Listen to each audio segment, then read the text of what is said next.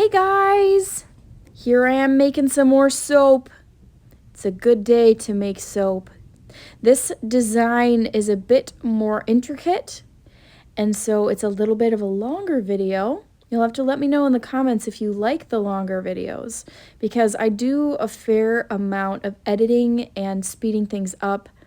And when I watch a video, I prefer the slower version, but honestly, if it gets to be like a 40-minute soap video, it's a little extreme. So there's a balance.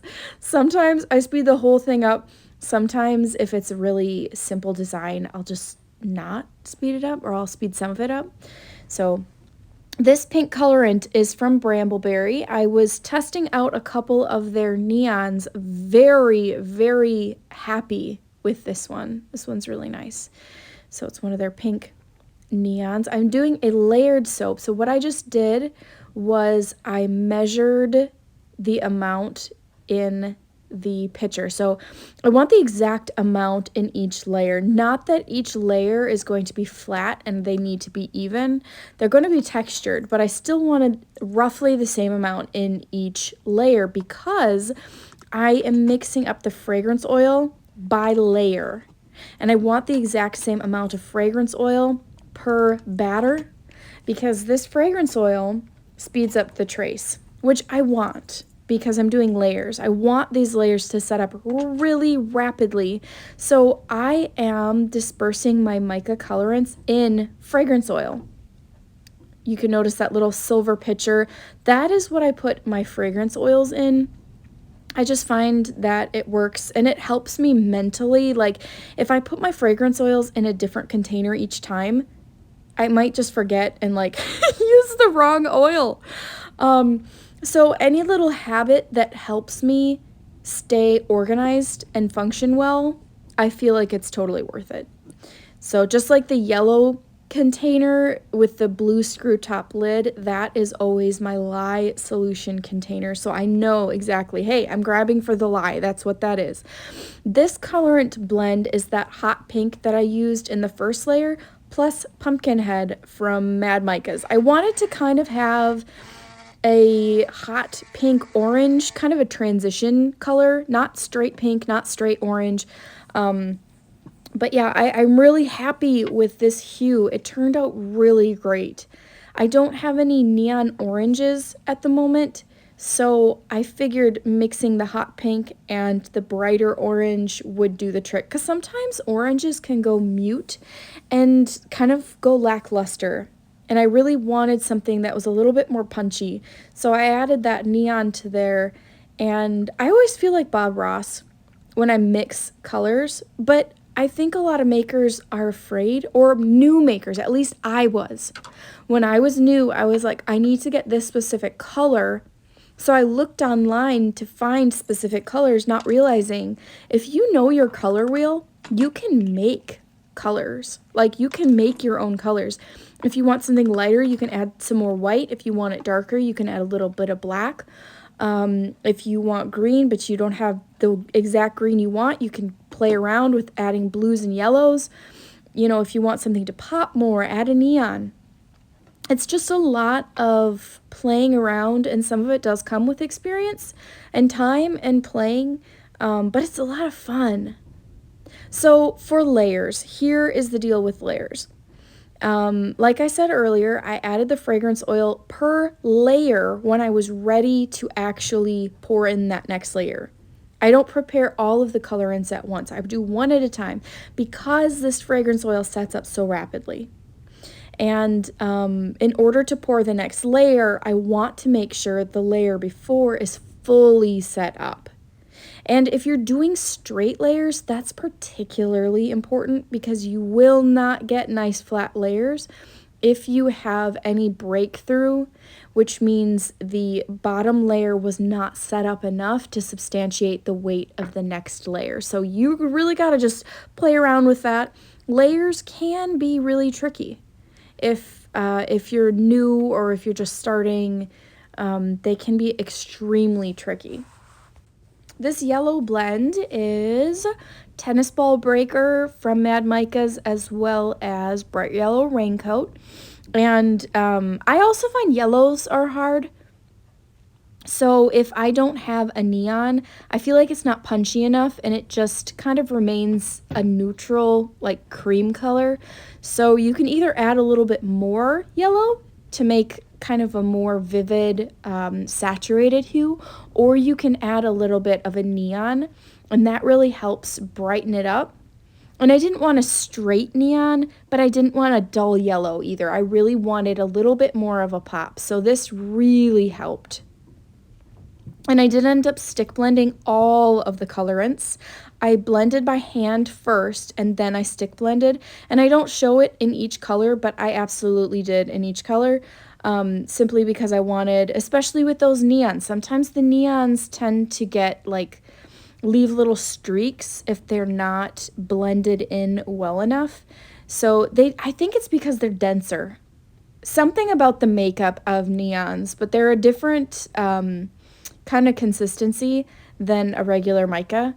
So, but they're a lot of fun. Once you actually get to know how to work with neons, they can be a lot of fun.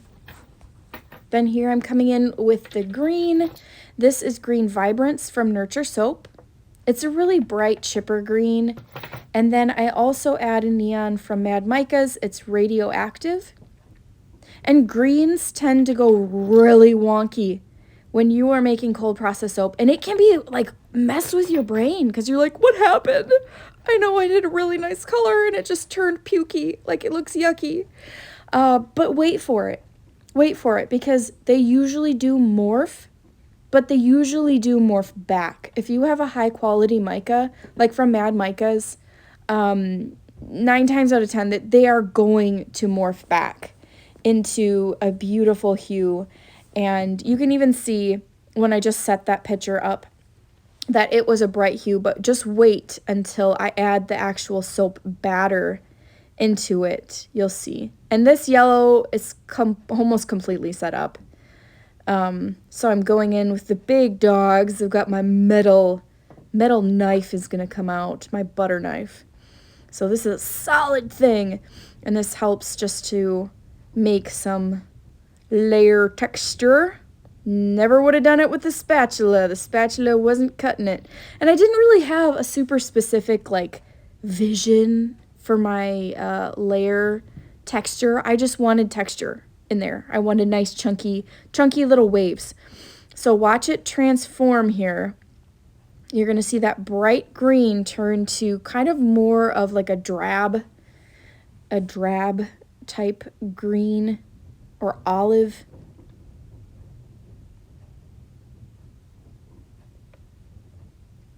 It really messed with my mind when I was a new maker. I'm like, this is just doing something wrong. It's not working. I don't know what I did.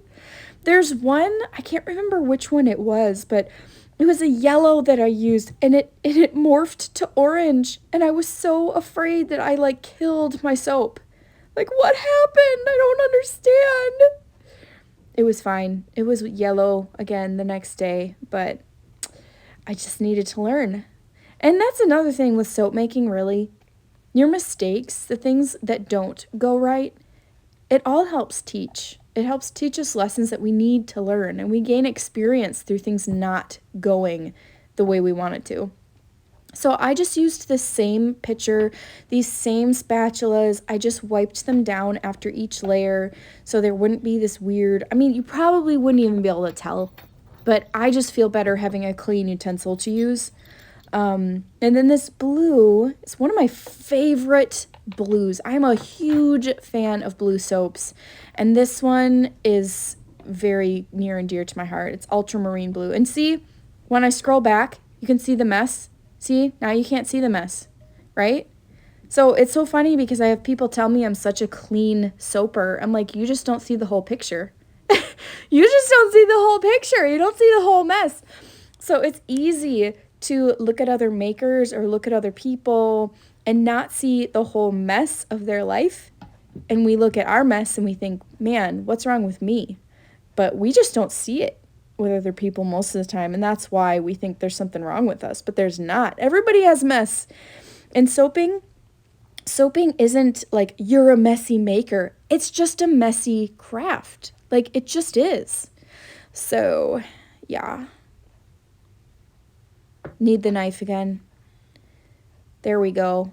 I love this knife. I use it for measuring out my solid fats, my butters, coconut oil. And the batch is starting to go through gel phase in the mold. So I keep feeling it to see, and the temperature is definitely rising. So gel phase has begun, and as the new layers are being poured on, that's why each layer is setting up a little bit faster, because it's getting the heat from underneath it and it's starting to go through gel phase as well. So here's my ultramarine blue. And I do use, I think this is pretty typical across the board, but always check with your colorants how much you should use. But my typical rule of thumb is 1 teaspoon per pound of oil. And I just go like halvesies. So if it's 8 ounces, which is half a pound, then I go half a teaspoon. And then I just keep working down from there. 4 ounces would be 1/4 of a teaspoon. 2 ounces would be 1/8 of a teaspoon. Now watch here, guys. Something big's gonna happen. It's like a flood. Shocking. I don't know why that surprised me so much, but like, it's clearly not set up. It's clearly not ready to do that, but I was just like, dude, I'm going for it. I just didn't see the flood coming. I was surprised. So that little scraper that I have, it is a frosting comb. And I got this idea from Ellen Ruth Soaps. So I saw her use it to texture a top and then texture a layer inside her soap one time. And I was just really surprised by how much of a difference it can make, just a little bit of a different texture. And so if you're wanting to try something new, check in the baking aisle at like Walmart or Hobby Lobby or whatever craft store you have near you, and look for a frosting comb, or look online and grab one. And I cut mine down to size. It was bigger, but it wouldn't fit in my mold, so I cut mine down. And you actually don't get to see much of the texture after I'm finished with this top design. I covered most of it up, so honestly it was kind of in vain, but I felt good at the time knowing that it was there. And yeah, the little flood that happened. This is like my mini whisk. I got that on Amazon. You can also get that in like baking sections or cooking sections, or Bed Bath & Beyond. Do they even have those? Ours closed by us. I don't even know if that's a thing anymore. Do they have Bed Bath & Beyond, or was it bought by someone? I don't know. But that just seems like the kind of thing you'd find there. But you can also find it easily at Walmart or Amazon. So I didn't have a purple layer, and I just really felt bad about that. So this was kind of an oversight. I was like, no, I need purple. Purple needs to happen. So I had a little bit of batter left, and I did this purple on top. So purple got into the mix. And then these are sugar pearls. There are mixed ideas about sugar pearls in the maker's world. Some people are for them. Some people are vehemently against them. Whatever you choose, you do you, and it's fine. But I just get these in the baking aisle. There's lots of different colors. The only problem that I have is if you have a really light color soap and then you have a really highly pigmented sugar pearl or sprinkle, it may bleed. I have not had a huge issue with that because I typically use white sugar pearls, just because I like the color. I just like that feel. These are Star Bits that I'm putting on. They're from Mad Micas. And then this is a Fairy Duster with Sparkle Plenty, also from Mad Micas. Just adding a little bit of shine to the batch. And here is it all done. Going through gel phase. I do put it under a box. And it wasn't long to be ready to cut. So I love peeling that side away of the silicone. That's like one of my favorite parts of the whole process, is looking at the side especially with a bunch of different colors in your soap. It's just something magical about peeling down that side and seeing the side. It's really well set up. This did not take long. I'm trying to think, because I made this several days ago. I think it took less than 6 hours from pour to cut. I think it was closer to 3 hours, actually.